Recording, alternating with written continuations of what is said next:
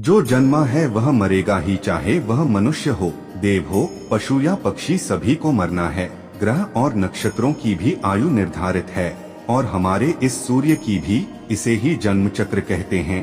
जन्म मरण के इस चक्र में व्यक्ति अपने कर्मों और चित्त की दशा अनुसार नीचे की योनियों से ऊपर की योनियों में गति करता है और पुनः नीचे गिरने लगता है।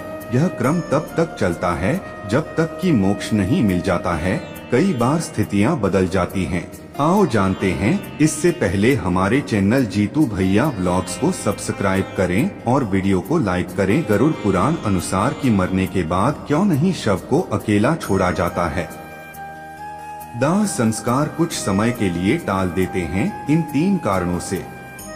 1. सूर्यास्त के बाद हुई है मृत्यु तो हिंदू धर्म के अनुसार शव को जलाया नहीं जाता है। इस दौरान शव को रात भर घर में ही रखा जाता और किसी न किसी को उसके पास रहना होता है। उसका दाह संस्कार अगले दिन किया जाता है। यदि रात में ही शव को जला दिया जाता है तो इससे व्यक्ति को अधोगति प्राप्त होती है और उसे मुक्ति नहीं मिलती है। ऐसी आत्मा असुर, दानव अथवा पिशाच की योनि में जन्म लेते हैं। 2. यदि किसी व्यक्ति की मृत्यु पंचक काल में हुई है तो पंचक काल में शव को नहीं जलाया जाता है। जब तक पंचक काल समाप्त नहीं हो जाता तब तक शव को घर में ही रखा जाता है और किसी न किसी को शव के पास रहना होता है। गरुड़ पुराण सहित कई धार्मिक ग्रंथों में उल्लेख है कि यदि पंचक में किसी की मृत्यु हो जाए तो उसके साथ उसी के कुल खानदान में 5 अन्य लोगों की मौत भी हो जाती है।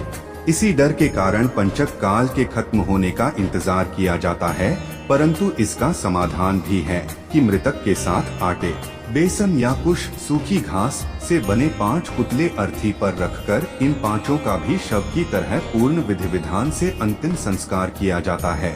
ऐसा करने से पंचक दोष समाप्त हो जाता है। 3. यदि कोई मर गया है परंतु उसका दाह संस्कार करने के लिए उसका पुत्र या पुत्री समीप नहीं होकर कहीं दूर है तो उनके आने का इंतजार किया जाता है। तब तक शव को घर में ही रखा जाता है और किसी न किसी को शव के पास रहना होता है। कहते हैं कि पुत्र या पुत्री के हाथों ही दाह संस्कार होने पर मृतक को शांति मिलती है, अन्यथा वह भटकता रहता है। शव के अकेला नहीं छोड़े जाने के 3 कारण। 1. शव को अकेला छोड़ दिया जाए तो उसके आसपास लाल चींटियां या अन्य कोई नरभक्षी रेंगने वाला प्राणी या पशु आकर शव को खा सकता है, इसीलिए वहां कोई ना कोई व्यक्ति बैठकर शव की रखवाली करता है। 2. रात में मृत शरीर को अकेला छोड़ दिया जाए तो आसपास भटक रही बुरी आत्माएं भी उसके शरीर में प्रवेश कर सकती हैं। इससे मृतक के साथ साथ परिवार को भी संकट का सामना करना पड़ सकता है। 3. शव को इसलिए भी अकेला नहीं छोड़ा जाता क्योंकि मृतक की आत्मा वहीं पर रहती है। जब तक उसका शरीर जल नहीं जाता तब तक उसका उस शरीर से किसी न किसी रूप में जुड़ाव रहता है। साथ ही वह अपने परिजनों को भी देखता है। अकेला छोड़ दिए जाने से उसका मन और भी ज्यादा दुखी हो जाता है। हालांकि अधिकतर लोग गहरी नींद में चले जाते हैं। बहुत ज्यादा स्मृतिवान या चेतनावान ही जान पाते हैं कि मैं मर चुका हूँ। अन्य कारण।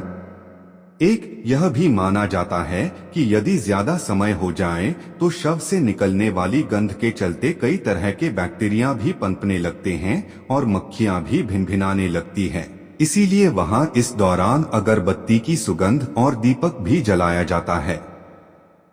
2. यह भी कहा जाता है कि शव को अकेले छोड़ने से कई लोग जो तांत्रिक कर्म करते हैं उनके कारण भी मृत आत्मा संकट में पड़ सकती है, इसीलिए भी कोई ना कोई शव की रखवाली करता रहता है। 3. शव के आसपास जगह को साफ सुथरा किया जाता है और धूप के साथ ही दीपक भी जलाया जाता है ताकि वहां दूर तक उजाला फैला रहे। इसका भी यह कारण है कि मृतक कहीं अधोगति में नहीं चला जाए, क्योंकि रात्रि के अंधकार में अधोगति वाले कीट पतंगे, रेंगने वाले जीव जंतु और निशाचर प्राणी ज्यादा सक्रिय रहते हैं। उस दौरान आत्मा यदि गहरी तंद्रा में है तो उसके अधोगति में जाने की संभावना भी बढ़ जाती है।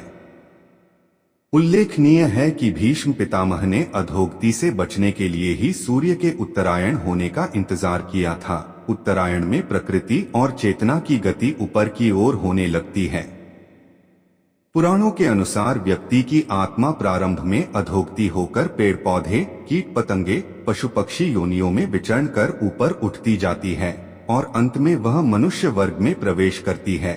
मनुष्य अपने प्रयासों से देव या दैत्य वर्ग में स्थान प्राप्त कर सकता है। वहां से पतन होने के बाद वह फिर से मनुष्य वर्ग में गिर जाता है।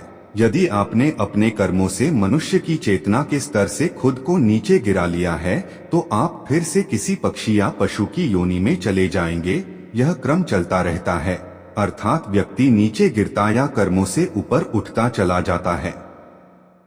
उपनिषदों के अनुसार एक क्षण के कई भाग कर दीजिए, उससे भी कम समय में आत्मा एक शरीर छोड़ तुरंत दूसरे शरीर को धारण कर लेता है। यह सबसे कम समयावधि है। सबसे ज्यादा समयावधि है 30 सेकंड, परंतु पुराणों के अनुसार यह समय लंबा की हो सकता है 3 दिन, 13 दिन, सवा माह या सवाल साल। इससे ज्यादा जो आत्मा नया शरीर धारण नहीं कर पाती है वह मुक्ति हेतु धरती पर ही भटकती है, स्वर्गलोक चली जाती है, पितृलोक चली जाती है या अधोलोक में गिरकर समय गुजारती